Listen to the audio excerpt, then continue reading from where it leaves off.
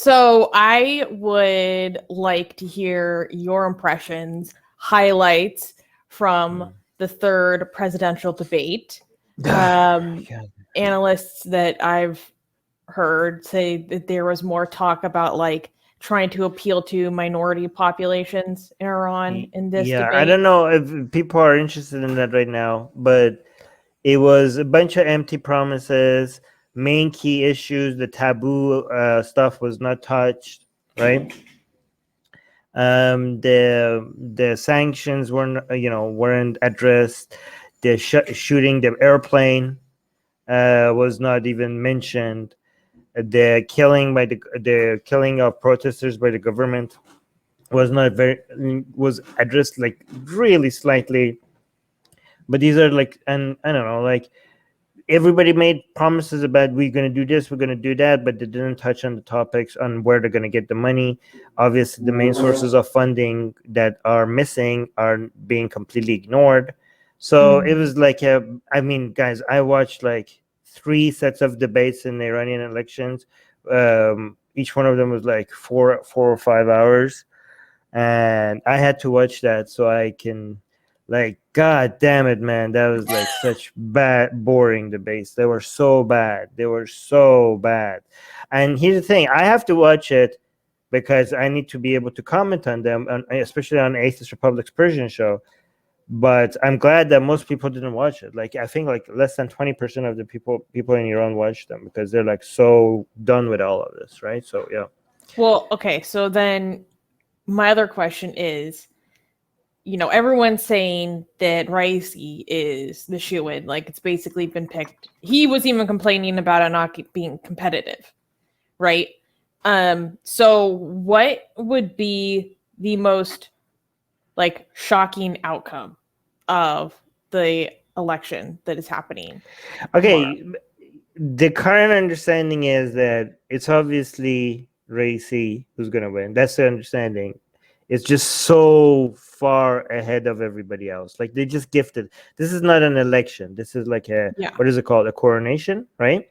Like, this is not an election. Like, referring to this as an election is a mistake, okay?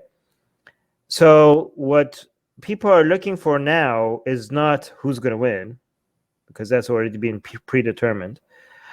What people are going to look right now, what everybody's looking to see is the turnout rate. That's what people are, because this election is not an election on who's going to become president. This is an election on the legitimacy of the Islamic Republic of Iran. Yes. Right? Yes.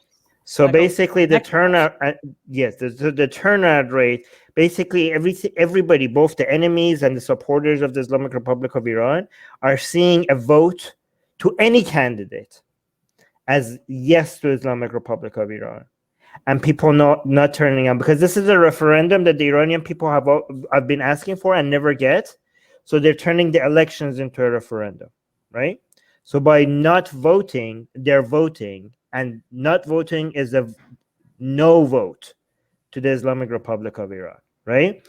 So now people are like, so anything above 50% is a major win right now for the Islamic Republic of Iran. The lowest turnout rate the Islamic Republic of Iran has ever had was 50%. Usually it's around like 70%, 60%, 70%. Like when times, this is pretty high relative to other countries. That's pretty high, right?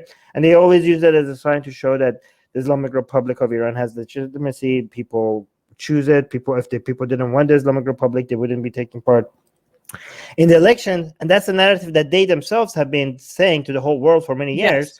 So now with the same narrative, that might come and bite them in the ass, because now, well, like, based on your own metrics, if people don't come out and vote, that means it's a no to the Islamic, your authority, your legitimacy is now being questioned, right? So if it's above 50%, it's a major win for the Islamic Republic of Iran. It's a major loss for the people who are against the government, right? If it's 40%, it's kind of like, it's a loss. It's a loss, like, but because of the pandemic and everything, you could come up with ways to be like, the government could be like, Well, I mean, come on, yeah, like Use it you as a know, cover. yeah, like it's not like Even though there's been an international call for boycott. yeah, like we expected this. Like both, if it's at 40%, both the Islamic Republic can save face, and the people who are against the regime will also be like, oh yeah, this was an all-time low. This was a major L for the Islamic Republic. So both sides will come out, and it wouldn't be a major loss for the Islamic Republic. They will have like their own narratives to spin. Okay, if it's 30% though, if it's 30% or anything below, not only this will be covered, like this should get worldwide coverage. This would be like going from a country that usually expects 70% turnout rate to all of a sudden something below 30%. This is like a major signal to the world that the Iranian people do not want this government, right? It would be the most efficient way to finally, because we have polls, we have studies, people don't trust them, people don't accept them, but some of them are good, some of them are bad. This would be the greatest signal. Like people are like, I really like Armin is biased, or like this guy is biased for the Islamic Republic, this content creator is biased against it. Are people in Iran really unhappy with the government? Like, who can we trust? We don't know, right? This would be that giant bat signal in the sky, SOS, we're taken hostage here. Like anything under 30% will be that. Like we have given up. Like we don't, hardliners, reformists, all of them are the same. The people don't want this regime. Everything we're not looking for reformers to save us from the hardliner. They're all crap. We have given up. We don't want this regime. This regime, like the Iranian government would have no excuse going and telling people that we represent Iranian people. Like that line of argumentation, like, oh, we are a representative of these people. How dare you say like this about the Iranian people? We represent them. That will be questioned always, everywhere, in all negotiations. It will, and for people who think that doesn't bring the legitimacy of the Islamic Republic down and make negotiations around the world for them a lot more difficult, they don't understand how international politics work. This would be a major blow and this is why they're panicking. This is why Khamenei is also panicking. He came out and they're actually coming out and saying it's a major sin, like not just a sin. I heard that it was did he make a ruling, like an actual fatwa? No, he's like not a fatwa. No, he said like according to credible sources, this could be considered a major. Like he's like, I think he was referring to other people's rulings, other marjas in Shia Islam.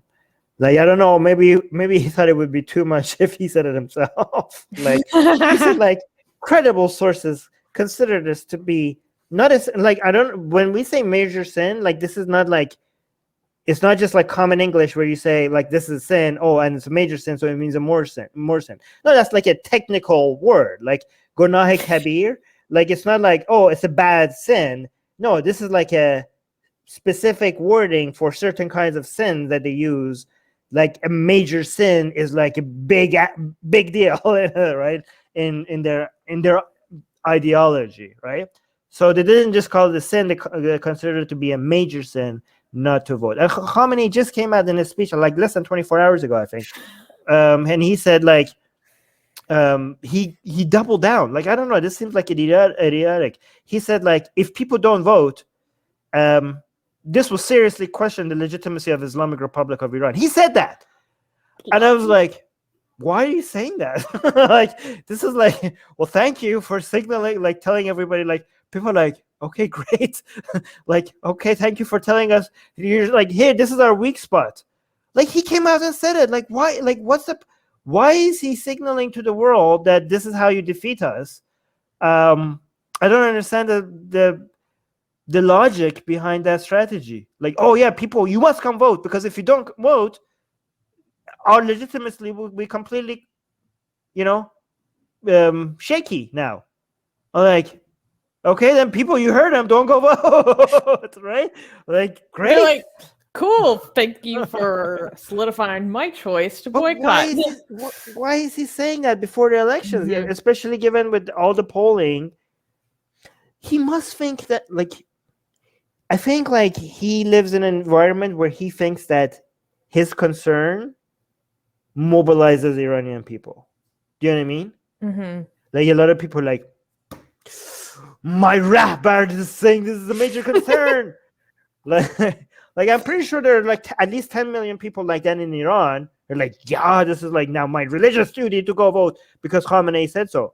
But that's just 10 million out of like 80, right? So what does he think this is going to happen? Because when he's signaling, like he thinks like he's a major source of, I think he overestimates. Like I think the people who are against Khamenei underestimate his influence. They think like, oh yeah, 99.9% of Iranians don't like Khamenei. Like yeah, sure, buddy, Mhm. right? But like a lot of people underestimate Khamenei's influence, but I think Khamenei also overestimates his influence. So it goes both ways, right? Hey guys, if you're a fan of Blasphemy and Sexy Callie, like me, then you need to be sure to subscribe to our newsletter, link in the description below. Because if you subscribe, we will send you a free copy of our Blasphemous Art ebook. And let me tell you, it is the tastiest blasphemy that you can find anywhere available today. And we are so generous with our blasphemy that we continue to send you more blasphemy every week. So make sure to subscribe, link in the description below.